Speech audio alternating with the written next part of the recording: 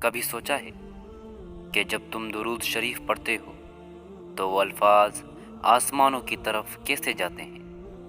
کیا کبھی دل نے یہ سوال کیا کہ اللہ کے حبیب حضرت محمد مصطفیٰ صلی اللہ علیہ وسلم پر بھیجا گیا سلام کس طرح پہنچایا جاتا ہے؟ آج ہم ایک ایسا راز کھولنے جا رہے ہیں جو دلوں کو جھنجھوڑ دے گا۔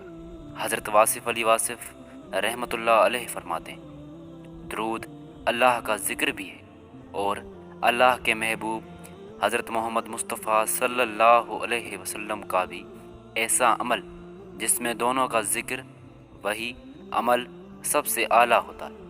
حضرت واصف علی واصف رحمۃ اللہ علیہ فرماتے ہیں، درود آسمانوں کو چیرتا ہے، نور کا ایک راستہ بناتا ہے اور فرشتے اسے محبت سے تھام کر بارگاہ مصطفیٰ صلی اللہ علیہ وسلم میں لے جاتے ہیں۔ تصور کرو، تم زمین پر بیٹھے ہو، آنکھوں میں آنسو ہیں، زبان پر درود جاری ہے اور فرشتے آسمان پر اسے بلند کرتے جا رہے ہیں۔ ایک نورانی قافلہ تمہارے لفظوں کو لے کر عرش کی طرف روانہ ہوتا ہے۔ حضرت واصف علی واصف رحمۃ اللہ علیہ نے فرمایا، درود وہی قبول ہوتا ہے جو دل سے نکلے، جس میں عشق ہو، ادب ہو اور توجہ ہو۔